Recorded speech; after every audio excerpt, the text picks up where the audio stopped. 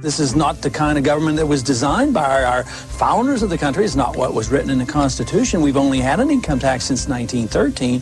But if you want a welfare state, and if you want to police the world and pay for the defense of Japan and Germany, send foreign aid to the Soviet Union, you not only need the income tax, you need the Federal Reserve to print up the money when the deficit is accumulated. So we think the government should be much smaller. During the next decade, the American people will become poorer and less free, while they become more dependent on the government for economic security. This country is in the middle of a recession for a lot of people. Michigan knows about it. Poor people know about it. The middle class knows about it. Wall Street doesn't know about it. Washington, D.C. doesn't know about it. But it's because of the monetary system and the excessive spending. It's no joke. He is America's last true statesman, and he has actually been saying the same thing for the past 30 years about what our federal government needs to do to serve the people. That is, namely, follow the Constitution. The Federal Reserve credit created during the last 8 months has not stimulated economic growth in technology or the industrial section. But a lot of it ended up in the expanding real estate bubble.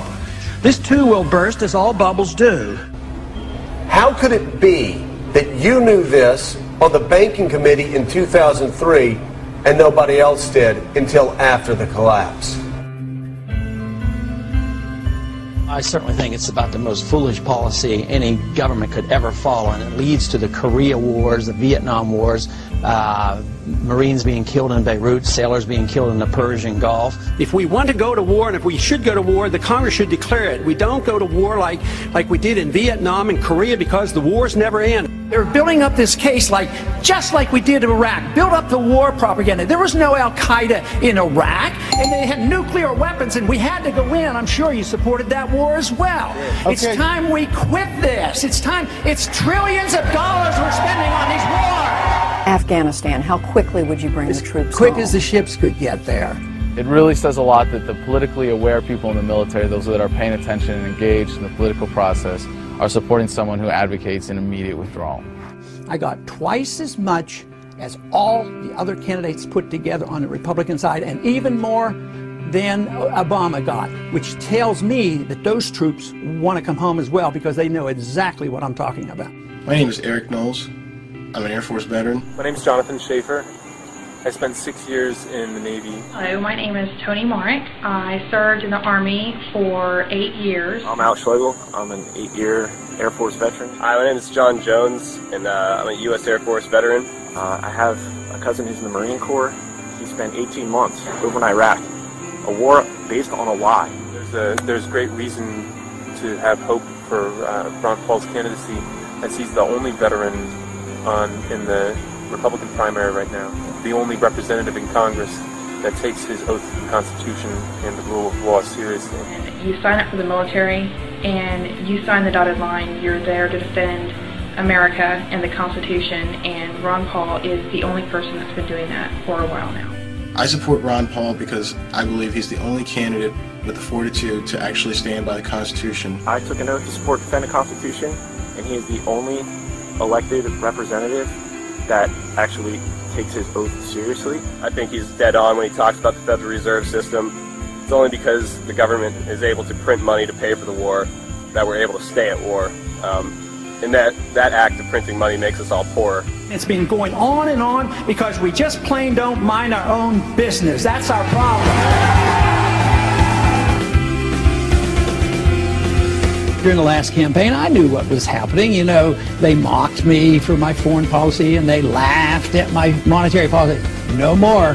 President Obama has 42% of voter support, and Representative Ron Paul, 41%. Wow! I see a fantastic movement at the grassroots. This man brings together people of all races, all socioeconomic backgrounds, all political affiliations, because freedom is truth and truth is power, and we can live and be free in this country if we believe we can. What's appealing about him overall is that he is intellectually honest and that he obviously has a lot of integrity. Ron Paul is at least not a panderer, he's sincere. The reason people are worked up about Ron Paul is because they sense that he's genuine, that he's not a sellout, that he's not taking money to espouse certain positions, like 99% of other politicians. The one guy in the field, agree with him or don't agree with him, who doesn't go out of his way to regurgitate talking points or change what he believes to fit the audience he's in front of. You served, as you said, 20 years in Congress, but you're not going to take a congressional pension. Right. As an obstetrician, you never took Medicare or Medicaid for your patients. Never. I'm personally endorsing Ron Paul for President of the United States for 2012. Because a lot of stuff he says makes perfect sense. Mainstream is moving in the direction that I have been talking about for a long time. And everything he has said has been truth. And a lot of stuff Obama has said has been lies. I will promise you this, that if we have not gotten our troops out by the time I am president, it is the first thing I will do. I will get our troops home. We will bring an end to this war.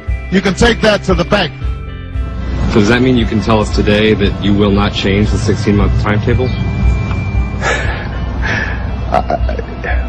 I like Ron Paul. I think he's a cut from a different cloth than the rest of those people who are, of course, selling their souls to the corporate interests who back them. I believe that abortion should be safe and legal in this country. I will preserve and protect a woman's right to choose, and am devoted and dedicated to honoring my word in that regard. I will be a pro-life president. He came to Austin as a Democrat, and then he ran into Karl Rove, and Karl Rove whispered in his ear, he said, look, you're a good-looking guy, your politics are kind of conservative. It was easy for him to make the switch. They represent the status quo. And this is what excites so many people now. They're sick of the status quo. Suddenly, a lot of people who love the country and haven't voted precisely because they feel like it would be an insult to the great history of this country to vote for one or the other criminal are so excited at the prospect that, wait a minute, maybe the country can be saved after all. I do think you should value people who speak from the heart and who tell the truth. And you should also value people who honor the vision of your founders and respect the most sublime constitution devised by human intelligence. We want an America full of principled people. Not people who say one thing and do something else. Say anything to get elected, but who say what they mean what they say, and they live their lives by those principles. Ron Paul has been consistent for more than 30 years, and he's been absolutely right about the most important issues facing this country today, which means that when he's elected, we can trust that he'll actually do what he says he's going to do, and that what he does is actually going to work. This country is in a revolution. They're sick and tired of what they're getting, and I happen to be lucky enough to be part of it. Don't get involved in these wars. Just bring our troops home.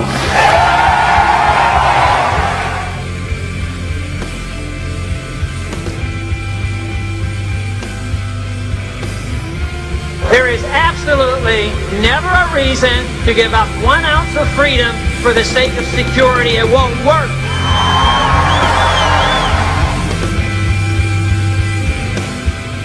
There is no authority in the Constitution authorizing a central bank, which means there should be no Federal Reserve System.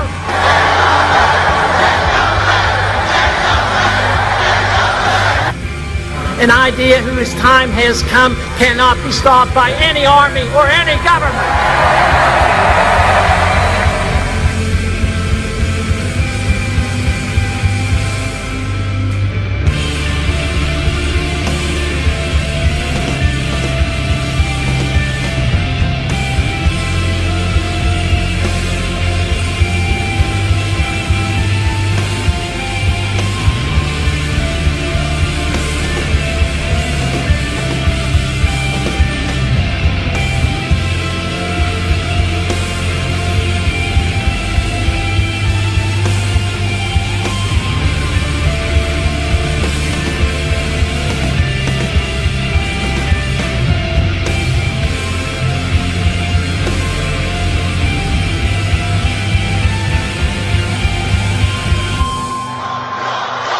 I've been in politics for 35 years. My cause has been the cause of liberty.